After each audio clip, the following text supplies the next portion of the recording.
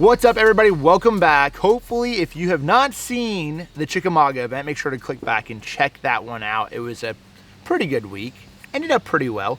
But I figured I'd switch it up a little bit and show you guys more of an in-depth look on the tackle that I was using for this given week. Now, I caught a lot of my fish on multiple different techniques. On a worm, I caught quite a few fish on a worm. Caught quite a few fish. Actually, caught a couple on a jig and caught a couple fish on a scrounger type bait, but the majority of my fish came on a crankbait and a hair jig, okay?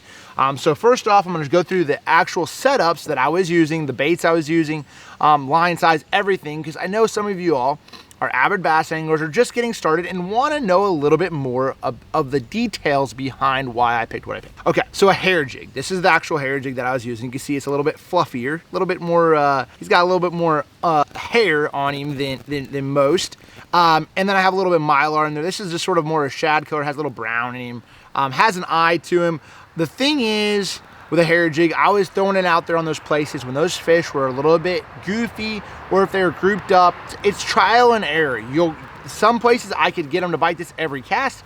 Other places I would never even get a bite on it. They would not bite it at all. So it's a lot of times when the fish are really pressured, then they just shy away from this technique because they've seen it a lot on Chickamauga and it's very difficult to get those fish to bite that.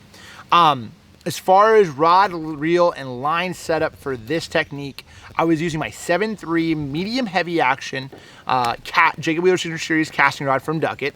And the key was with this is I want a little bit faster tip. I want a parabolic action.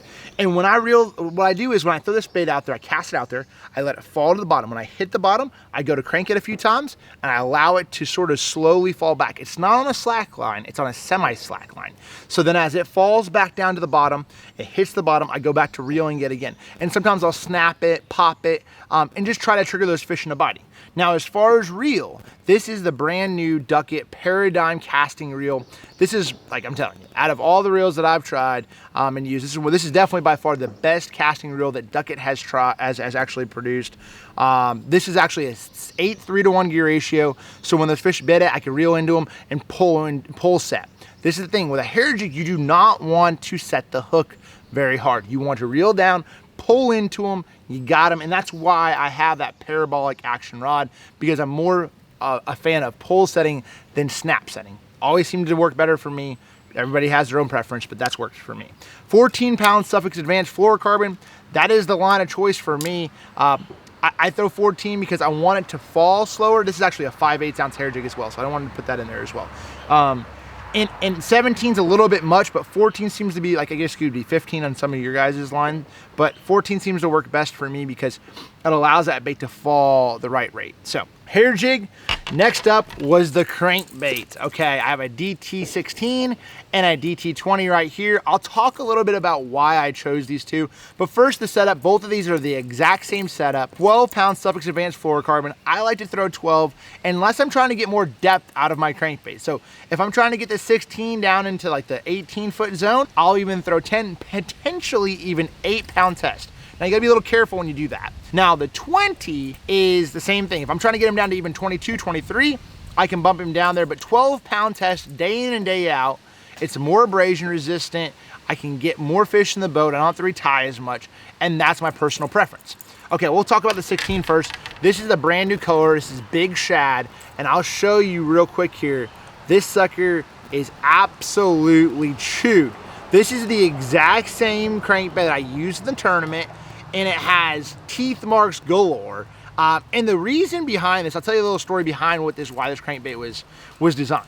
So my good buddy Ott Defoe had a buddy of his that painted baits, and I had a crankbait that I've been throwing since I was probably 15, 16 years old. And I just was like, man, I got this one crankbait, we need to have it. And it was actually a custom painted DT10. I remember catching them.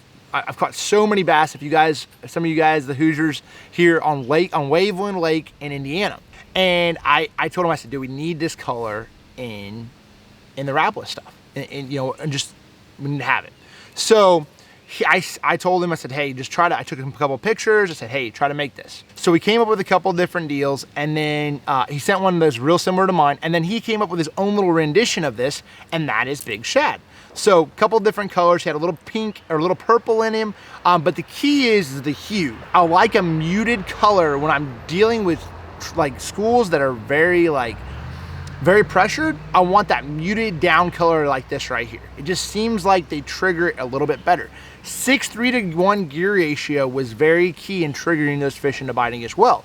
Because when I cranked that crankbait down there as fast as I could, I'd stop it and I crank it, it just didn't make them react. So color was key. Now I also use citrus in a DT20, and I'll show you the DT20 here in a second. But the actual DT16 will run from that 16 to, I'm gonna say 18, 19 foot depth zone.